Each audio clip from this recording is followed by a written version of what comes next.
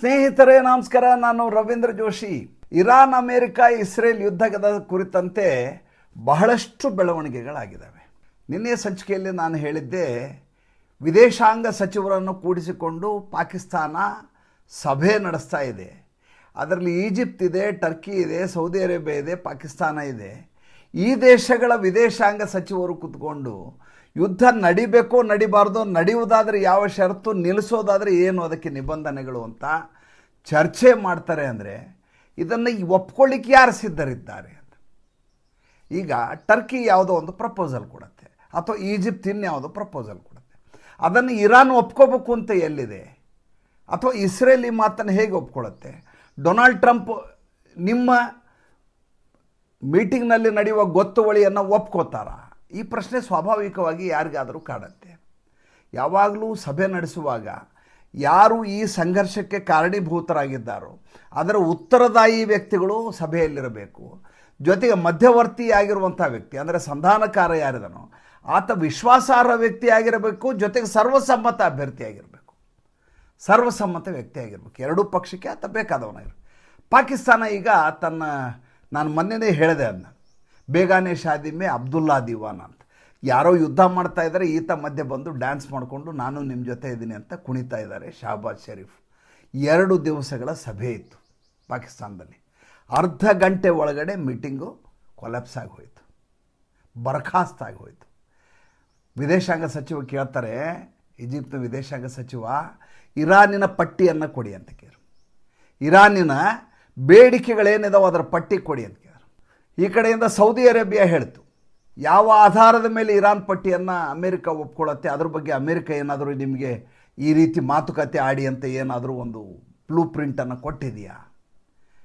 ಏನೂ ಇಲ್ಲ, ನಾವೆಲ್ಲ ಕೂತ್ಕೊಂಡು ಮಾತಾಡೋಣ, ಹೇಗೆ ನಿಲ್ಲಬೇಕು ಅಂತ ತೀರ್ಮಾನ ಮಾಡೋಣ, ಅದನ್ನು ಇಬ್ಬರಿಗೂ ಕೊಡೋಣ, ಬೇಕಾದ್ರೆ ಒಪ್ಪಲಿ ಬಿಡಲಿ ಅಂತ ಶಹಬಾಜ್ ಶರೀಫ್ ಮತ್ತು ಅಲ್ಲಿ ವಿದೇಶಾಂಗ ಸಚಿವ ಹೇಳಿದ್ರು. ಇಶಕ್ ದಾರ್ ಈ ಮೀಟಿಂಗ್ ಮಾಡಿ ವ್ಯರ್ಥ ಕಾಲಹರಣ ಮಾಡ್ತೀರಿ, ಬೇಡ ಮೀಟಿಂಗ್ ಮಾಡೋಣ ಅಂತ ಎದ್ದು ಹೋಗ್ಬಿಡ್ತಾರೆ.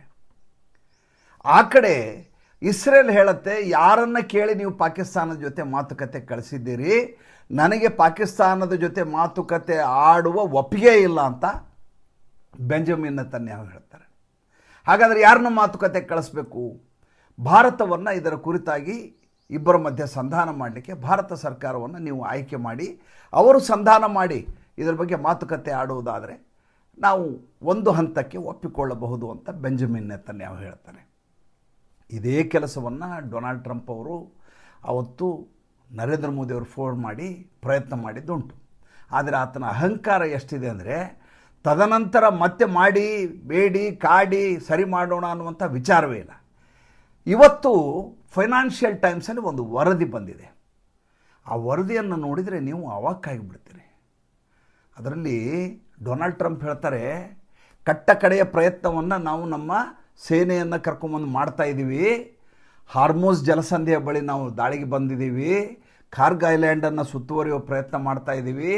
ಇದರಲ್ಲಿ ಯಶಸ್ವಿ ಆದರೆ ಸರಿ, ಯಶಸ್ವಿ ಆಗಲಿಲ್ಲ ಅಂದರೆ ನಾವು ಬ್ಯಾಕೌಟ್ ಮಾಡ್ತೀವಿ, ವಾಪಸ್ ಹೋಗ್ತೀವಿ. ಹಾರ್ಮೋಸ್ ಜಲಸಂಧಿಯ ಸಮಸ್ಯೆಯನ್ನು ಅವರವರೇ ಬಗೆಹರಿಸ್ಕೊಳ್ಳಿ, ಅಲ್ಲಿ ಯಾವ ಹಡಗುಗಳು ಓಡಾಡ್ತವೆ ಆ ಕೊಲ್ಲಿ ರಾಷ್ಟ್ರಗಳು ಇದನ್ನು ತೀರ್ಮಾನ ಮಾಡಿಕೊಳ್ಳಿ. ನಾನು ಮಾಡುವ ಪ್ರಯತ್ನವನ್ನು ಬೇಕಾದಷ್ಟು ಮಾಡಿ ಆಯಿತು, ನಮ್ಮಿಂದ ಯಶಸ್ವಿ ಆಗಲಿಲ್ಲ ಅಂದರೆ ನಾವೇನು ಮಾಡಲಿಕ್ಕಾಗೋದಿಲ್ಲ. ನನಗೆ ಮುಂಚೆಯೇ ಪ್ರಾರಂಭದ ದಿನದಲ್ಲಿ JD ವ್ಯಾನ್ಸ್ ನಮ್ಮ ಉಪಾಧ್ಯಕ್ಷ ಹೇಳಿದರು ಈ ಯುದ್ಧ ಬೇಡ ಅಂತ. ನಾನು ಪೀಟ್ ಹೆಗ್ಸತ್ ಮಾತು ಕೇಳಿ ಈ ಯುದ್ಧವನ್ನು ಪ್ರಾರಂಭ ಮಾಡಿದೆ. ಪೀಟ್ ಹೆಗ್ಸತ್ ಅಂದರೆ ಅಲ್ಲಿಯ ಮಿನಿಸ್ಟರ್ ಫಾರ್ ವಾರ್ ಅಂತ, ನಮ್ಮಲ್ಲಿ ರಕ್ಷಣಾ ಸಚಿವಾಲಯ ಅಂತ ಹೆಂಗೆ ಹೇಳ್ತೀವೋ ಹಾಗೆ ಅಲ್ಲಿ ಯುದ್ಧಕ್ಕಾಗಿ ಒಂದು ಖಾತೆ ಅಂತ ಮಾಡಿ. ನೋಡಿ, ಜಗತ್ತಿನಲ್ಲಿ ಯುದ್ಧ ನಡಿಬಾರ್ದು ಅನ್ನುವಂಥ ಆಲೋಚನೆಯೊಂದಿಗೆ ಪ್ರಪಂಚದ ನಡೆನುಡಿಗಳಿರಬೇಕು. ಆದರೆ ಅಮೇರಿಕಾದಲ್ಲಿ ಯಾವುದು ಮಿನಿಸ್ಟ್ರಿ ಆಫ್ ಡಿಫೆನ್ಸ್ ಅಂತಿತ್ತು, ಈ ಡೊನಾಲ್ಡ್ ಟ್ರಂಪ್ ಅಂತದ್ದು ಮಿನಿಸ್ಟ್ರಿ ಆಫ್ ವಾರ್ ಅಂತ ಮಾಡಿಟ್ಟಿದ್ದಾರೆ.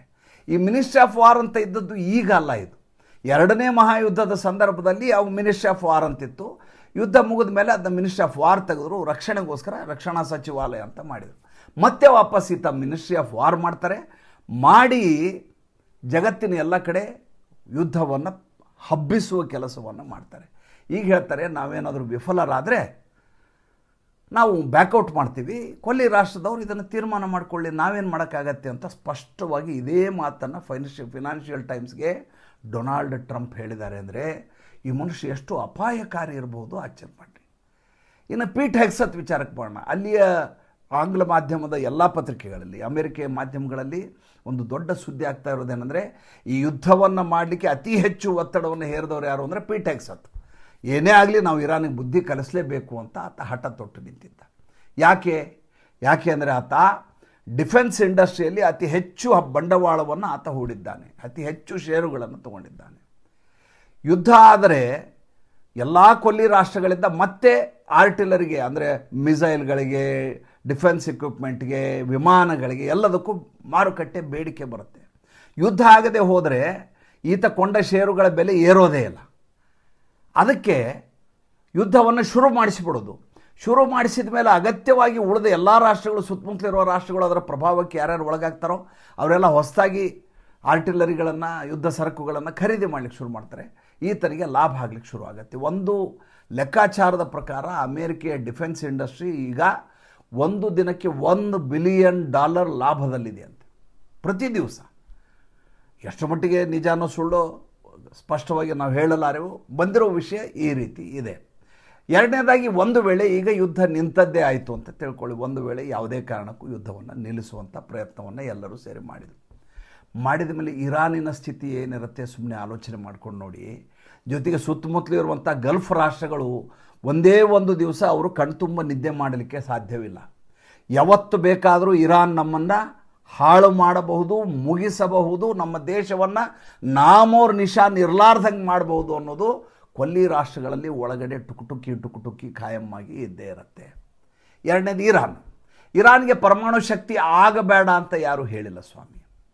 ನೋಡಿ, ಈಗ ಪಾಕಿಸ್ತಾನ ಪರಮಾಣು ಶಕ್ತಿ, ಅದನ್ನು ಯಾರೂ ನಿಷೇಧ ಹೇರಿಲ್ಲ ಅದರ ಮೇಲೆ. ಅದರ ಜೊತೆ ಅಮೇರಿಕೆಯೇ ಅದರ ಮಿತ್ರತ್ವವನ್ನು ಉಳಿಸ್ಕೊಂಡಿದೆ. ಜಗತ್ತಿನ ಎಲ್ಲ ರಾಷ್ಟ್ರಗಳ ಜೊತೆ ಅದಕ್ಕೆ ಸಂಬಂಧ ಇದೆ. ಇರಾನಿನ ಸಮಸ್ಯೆ ಏನಂದರೆ, ಇದು ಇಲ್ಲಿಯವರೆಗೂ ಮಾಡ್ತಾ ಇರೋ ಕೆಲಸ ಏನಂತಂದರೆ ಉಗ್ರರನ್ನು ಸಾಕಿಕೊಂಡಿದ್ದು ಸಂದರ್ಭ ಬಂದಾಗ ಬಳಸಿಕೊಂಡು ಶತ್ರು ರಾಷ್ಟ್ರಗಳ ಮೇಲೆ ದಾಳಿ ಮಾಡೋದು. ಎರಡನೇದಾಗಿ ಅವರ ಕಾನ್ಸ್ಟಿಟ್ಯೂಷನ್ನಲ್ಲಿಯೇ death to America, death to Israel ಅಂತ ಬರೆದಿರೋದ್ರಿಂದ ಎರಡು ದೇಶಗಳು ನಿರ್ನಾಮ ಆಗಲಿ ಅನ್ನುವ ನಿಟ್ಟಿನಲ್ಲಿಯೇ ಅವರ ನಿರಂತರವಾದ ಚಟುವಟಿಕೆ ನಡೀತಾ ಇರುತ್ತೆ. ಅದಕ್ಕೆ ಬೇಕಾದಂಥ ತಯಾರಿಯನ್ನು ಆ ಜಿಹಾದಿ ಮನಸ್ಥಿತಿಯವರು ಮಾಡ್ಕೋತಾ ಇರ್ತಾರೆ. ಹೀಗಾಗಿ ಒಂದಿಲ್ಲೊಂದು ದಿವಸ ಅದಕ್ಕೆ ಬುದ್ಧಿ ಕಲಿಸಬೇಕಾದ, ಅಥವಾ ಅಲ್ಲಿ ರೆಜಿಮ್ ಚೇಂಜ್ ಮಾಡಿ ಹಳೆಯ ಪರ್ಷಿಯನ್ ಸರ್ಕಾರದ ರೀತಿಯಲ್ಲಿ ಮುಂಚಿನ ದಿನಗಳು ಬರುವ ಹಾಗೆ ಮಾಡುವ ಯಾವುದಾದ್ರೂ ಒಂದು ಪ್ರಯತ್ನ ಮಾಡಬೇಕಾದ ಅನಿವಾರ್ಯತೆ ಇದ್ದದ್ದು ನಿಜ. ಅದರ ಬಗ್ಗೆ ಎರಡು ಮಾತೇ ಇಲ್ಲ. ಇದ್ರ ಜೊತೆಗೆ ಇರಾನ್ ಹೇಳಿದ್ದು ಇನ್ನೊಂದೇನು, ಇವರು ಪರಮಾಣು ಎನ್ರಿಚ್ಮೆಂಟ್, ಯುರೇನಿಯಂ ಎನ್ರಿಚ್ಮೆಂಟ್ ಮಾಡ್ತಾರೆ, ಪರಮಾಣು ಘಟಕ ಮಾಡ್ಕೊಂಡಿದ್ದಾರೆ, ಎಲ್ಲ ನಿಜ. ಅದನ್ನು ಗ್ಲೋಬಲ್ ಶಿಷ್ಟಾಚಾರ ಏನಿದೆ, ಪ್ರೋಟೋಕಾಲ್ ಏನಿದೆ, ಅದರ ಪರವಾಗಿ ಅದರ ಇನ್ಸ್ಪೆಕ್ಷನ್ ಮಾಡಲಿಕ್ಕೆ ಅವಕಾಶ ಮಾಡಿಕೊಡ್ಬೇಕು. ಈಗ ಭಾರತಕ್ಕೆ ಬಂದು ಇನ್ಸ್ಪೆಕ್ಷನ್ ಮಾಡ್ತೀನಿ ಅಂತ ಭಾರತ ಒಪ್ಪಿಗೆ ಕೊಡ್ತದೆ. ಪಾಕಿಸ್ತಾನಕ್ಕೆ ನಾವು ಬಂದು ಇನ್ಸ್ಪೆಕ್ಷನ್ ಮಾಡ್ತೀವಿ ಇಲ್ಲ ಅನ್ನೋಕ್ಕಾಗಲ್ಲ. ರಷ್ಯಾ, ಅಮೇರಿಕಾ ಯಾವ ರಾಷ್ಟ್ರಗಳು ಇಲ್ಲ ಅನ್ನುವ ಪ್ರಶ್ನೆಯೇ ಬರೋದಿಲ್ಲ, ಯಾಕಂದರೆ ಜಾಗತಿಕವಾದಂಥ ಒಪ್ಪಂದ. ಇರಾನ್ ಹೇಳುತ್ತೆ, ನಾವು ಆ ಯಾವುದೇ ರೀತಿಯಾದ ನಿಬಂಧನೆಗಳನ್ನು ಒಳಪಟ್ಟವರಲ್ಲ, ನಾವು ನಮಗಿಷ್ಟ ಬಂದ ಹಾಗೆ ಮಾಡೋರು.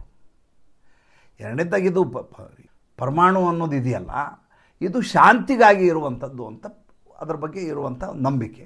ಎರಡನೇದು ಇಂಧನವನ್ನು ತಯಾರು ಮಾಡಲಿಕ್ಕೆ ಬೇಕಾದಂಥದ್ದು, ಬೇರೆ ಬೇರೆ ಕಾರಣಗಳಿಗೆ ಅದರ ಬಳಕೆ ಆಗತ್ತೆ, ಪವರ್ ಜನ್ರೇಷನ್ಗೆ ಅಂತ. ನೀವು ಅದನ್ನು ನಿರಂತರವಾಗಿ ಸುತ್ತಮುತ್ತಲಿರುವ ರಾಷ್ಟ್ರಗಳಿಗೆ ಬೆಚ್ಚು ಬೀಳಿಸುವ ಕಾರಣಕ್ಕೋಸ್ಕರ, ಅವ್ರ ಮೇಲೆ ದಾಳಿ ಮಾಡಲಿಕ್ಕೋಸ್ಕರ ಮಾಡ್ತೀನಿ ಅಂತ ಬಹಿರಂಗವಾಗಿ ಹೇಳಿಕೊಂಡು ಆ ರೀತಿಯಾದ ನಡೆಯನ್ನು ತೋರಿಸ್ಕೊಂಡು ಓಡಾಡಿದರೆ ಆವಾಗ ದಾಳಿ ಮಾಡೋದು ಸ್ವಾಭಾವಿಕ ಆಗತ್ತೆ. ಇವತ್ತು ಅದೇ ಕಾರಣಕ್ಕೋಸ್ಕರ ಇರಾನ್ ಮೇಲೆ ಈ ರೀತಿ ದಾಳಿ ಆಗ್ತಾ ಇದೆ. ಯಾವ ಅಪನಂಬಿಕೆಯ ಮೇಲೆ ಮತ್ತು ಯಾವ ಭಯದ ಆತಂಕದ ಮೇಲೆ ಇರಾನ್ ಮೇಲೆ ದಾಳಿ ಮಾಡಲಾಯಿತು ಫೆಬ್ರವರಿ 28ಕ್ಕೆ, ಅದನ್ನು ನಿಜ ಅಂತ ಸಾಬೀತು ಮಾಡ್ತೀವಿ ಇರಾನ್. ಹೇಗೆ? ಇರಾನ್ ಇವತ್ತಿಗೂ ದಾಳಿ ಮಾಡ್ತಾ ಇರೋದು ಯಾರ ಮೇಲೆ? ಅಮೇರಿಕೆಯ ಮೇಲೆ ದಾಳಿ ಮಾಡ್ತಾ ಇಲ್ಲದು. ಅಮೇರಿಕೆಯ ವಾಯುನೆಲೆ ಅನ್ನುವಂಥ ಹೆಸರಿನಲ್ಲಿ ಸುತ್ತಮುತ್ತಲೂ ಇರುವಂಥ ಎಲ್ಲ ರಾಷ್ಟ್ರಗಳ ಮೇಲೆ ದಾಳಿ ಮಾಡ್ತಾ ಇದೆ. ಅದು ಕತಾರ್ ಇರಬಹುದು, ಅದು ಬಹ್ರೇನ್ ಇರಬಹುದು, ಅಬುಧಾಬಿ ಇರ್ಬೋದು, ದುಬೈ ಇರ್ಬೋದು, ಯಾವುದೇ ರಾಷ್ಟ್ರ ಇರ್ಬೋದು. ಆಮೇಲೆ ಇವರ ಸ್ಟೀಲ್ ಪ್ಲ್ಯಾಂಟ್ ಮೇಲೆ ದಾಳಿ ಮಾಡಿದರೆ ಇರಾನಿನ ಸ್ಟೀಲ್ ಪ್ಲ್ಯಾಂಟ್ ಮೇಲೆ ಇಸ್ರೇಲ್ ಹೊಡೆಯುತ್ತೆ. ಸೇಡನ್ನು ಯಾರ ಮೇಲೆ ತೀರಿಸ್ಕೋಬೇಕು? ಇಸ್ರೇಲ್ ಮೇಲೆ ತೀರಿಸ್ಕೋಬೇಕು. ಮಾಡೋದಿಲ್ಲ. ಬಹ್ರೇನ್ನಲ್ಲಿರುವಂಥ ಜಗತ್ತಿನ ಎರಡನೇ ಅತಿ ದೊಡ್ಡದಂಥ ಅಲ್ಯೂಮಿನಿಯಂ ಸರಬರಾಜು ಮಾಡುವ ಪ್ಲ್ಯಾಂಟ್ ಮೇಲೆ ದಾಳಿ ಮಾಡುತ್ತೆ. ಯಾವ್ಯಾವ ಇಲ್ಲಿ ಯೂನಿವರ್ಸಿಟಿ ಇರಾನಿನ ಯೂನಿವರ್ಸಿಟಿಯ ಮೇಲೆ ಇಲ್ಲಿ ಹೊಡೆದ್ರು ಅಂತ ತಿಳ್ಕೊಡ್ರಿ ಇಸ್ರೇಲ್ ಅವರು. ಹೋಗಿ ಇಸ್ರೇಲ್ ಮೇಲೆ ದಾಳಿ ಮಾಡೋದಿಲ್ಲ. ನಾವು ಸೌದಿ ಅರೇಬಿಯಾದಲ್ಲಿರುವಂಥ ಇದು ಏನು ಯೂನಿವರ್ಸಿಟಿ, ಆಮೇಲೆ ಕತಾರ್ನಲ್ಲಿರುವ ಯೂನಿವರ್ಸಿಟಿ, ಬಹ್ರೇನ್ನಲ್ಲಿರುವ ಯೂನಿವರ್ಸಿಟಿ, ದುಬೈಯಲ್ಲಿರುವ ಯೂನಿವರ್ಸಿಟಿ ಮೇಲೆ ನಾವು ಅಮೆರಿಕನ್ ಯೂನಿವರ್ಸಿಟಿ ಮೇಲೆ ದಾಳಿ ಮಾಡ್ತೀವಿ ಅಂತ. ಅಂದರೆ ನಿಮ್ಮ ಉದ್ದೇಶವೇ ಸುತ್ತಮುತ್ತಲು ಇರೋರನ್ನ ನಾಶ ಮಾಡಬೇಕು ಅನ್ನುವ ನಿಟ್ಟಿನಲ್ಲಿ ಇರಾನು ನಿರಂತರವಾಗಿ ಪ್ರಯತ್ನ ಮಾಡ್ತಾ ಇದೆ. ಇದಕ್ಕೆ ಮೇಲೆ ಒಗ್ಗರಣೆ ಹಾಕುವಂತೆ ಅಲ್ಲಿ ಇವತ್ತು ಲೀಡರ್ಶಿಪ್ಪೇ ಇಲ್ಲ. ಯಾವುದೇ ಒಂದು ಯುದ್ಧಕ್ಕೆ ಸೈನ್ಯ ಇರ್ತದೆ, ಸೇನಾಧಿಪತಿ ಇರ್ತಾನೆ, ಕಮಾಂಡರ್ ಇರ್ತಾನೆ, ಎಲ್ಲ ಸರಿ.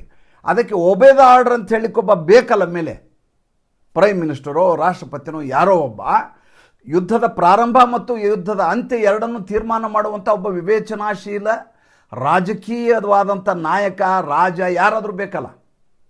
ಆತ ಈ ಯುದ್ಧದ ಪರಿಣಾಮವಾಗಿ ನನ್ನ ರಾಜ್ಯದ ಮೇಲೆ ಏನು ಪರಿಣಾಮ ಬೀರಿದೆ, ನನ್ನ ಆರ್ಥಿಕತೆ ಏನಾಗಿದೆ, ನನಗೆ ಎಷ್ಟು ನಷ್ಟವನ್ನು ಅನುಭವಿಸಿದ್ದೀನಿ, ನನ್ನ ನಾಗರಿಕರಿಗೆ ಯಾವ ರೀತಿಯ ತೊಂದರೆ ಆಗಿದೆ, ಇದನ್ನೆಲ್ಲ ನೋಡ್ಲಿಕ್ಕೆ ಮೇಲೆ ಒಂದು ಪೊಲಿಟಿಕಲ್ ಲೀಡರ್ಶಿಪ್ ಅಂತ ಬೇಕಲ್ಲ. ಆ ಲೀಡರ್ಶಿಪ್ ಅನ್ನೋದು ಇವತ್ತು ಇರಾನ್ನಲ್ಲಿ ಇಲ್ಲವೇ ಇಲ್ಲ. ಸೈನಿಕರಿಗೆ ಏನು ಗೊತ್ತಿರತ್ತೆ ಹೇಳಿ? ಸೈನಿಕರಿಗೆ ನೀವು ದಾಳಿ ಮಾಡಿದರೆ ರಿಟಾಲಿಯೇಟ್ ಮಾಡೋದು ಮಾತ್ರ ಗೊತ್ತು ಅವ್ರಿಗೆ. ಶತ್ರು ಯಾರು ಅಂತ ಅವ್ರಿಗೆ ಗೊತ್ತಿರುತ್ತೋ ಆ ಶತ್ರುವನ್ನು ಆತ ಸುಮ್ಮನೆ ಕೂತಿದ್ರು ಆತನ ಮೇಲೆ ಹೊಡಿಬೇಕು ಅಂತ ಮಾತ್ರ ಗೊತ್ತು. ಅವರಿಗೆ ಶೌರ್ಯವನ್ನು ತೋರಿಸ್ಬೇಕು ಅನ್ನೋದು ಗೊತ್ತಿದೆ ವಿನಃ ಎದುರಿಗಿರುವಂಥ ಎದುರಾಳಿಯನ್ನು ದಮನಗೊಳಿಸಬೇಕು ಅನ್ನೋದು ಮಾತ್ರ ಗೊತ್ತಿರ್ತದೆ ವಿನಃ ಇದರ ರೆಪರ್ಕೇಷನ್ ಏನು, ಪ್ರಭಾವ ಏನು, ತದನಂತರದ ದಿನಗಳಲ್ಲಿ ಜಗತ್ತಿನ ಮೇಲೆ ಇದರ ಪರಿಣಾಮ ಏನು ಬೀರುತ್ತೆ, ನನ್ನ ರಾಷ್ಟ್ರದ ಕಥೆ ಏನು ಅನ್ನೋದ್ರ ಬಗ್ಗೆ ಆಲೋಚನೆಯನ್ನೇ ಮಾಡೋದಿಲ್ಲ. ಆ ಕಂಟಕದಲ್ಲಿ ಈಗ ಇರಾನು ನರಳ್ತಾ ಇದೆ.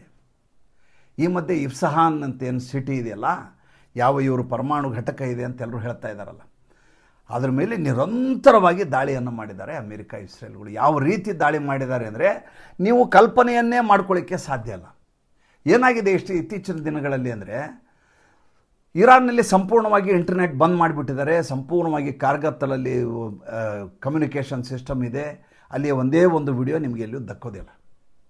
ಅಲ್ಲಿ ಒಳಗಡೆ ಏನು ನಡೀತಾ ಇದೆ ಅಂತ ನಿಮ್ಗೆ ಎಲ್ಲಿಯೂ ಕೂಡ ಲವಲೇಶವೂ ಏನೋ ಅದ್ರ ಬಗ್ಗೆ ಮಾಹಿತಿ ಸಿಗೋದಿಲ್ಲ. ಇಸ್ರೇಲ್ ಮೇಲೆ ಬಿದ್ದಂಥ ಒಂದು ಖಂಡಾಂತರ ಕ್ಷಿಪಣಿ ಎಷ್ಟು ನಷ್ಟವನ್ನು ಮಾಡಿದೆ ಅಂತ ಇರಾನು ಹಂಚ್ಕೋತದೆ ವಿಷಯವನ್ನು, ಉಳಿದ ಮಾಧ್ಯಮಗಳು ಹಂಚ್ಕೋತವೆ. ಇಸ್ರೇಲ್ ಮೇಲೆ ಮತ್ತು ಅಮೆರಿಕ ಸೈನಿಕರ ಮೇಲೆ ಮತ್ತು ಉಳಿದ ಕೊಲ್ಲಿ ರಾಷ್ಟ್ರಗಳ ಮೇಲೆ ಆಗುವ ದಾಳಿಗಳ ಮಾಹಿತಿ ನಮಗೆ ಬರ್ತಾ ಇದೆ.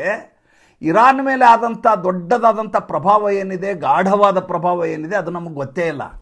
ಆದ್ದರಿಂದ ನಮಗೇನು ಅನಿಸುತ್ತೆ ಅಂದರೆ ಇರಾನು ಗೆಲ್ತಾ ಇದೆ.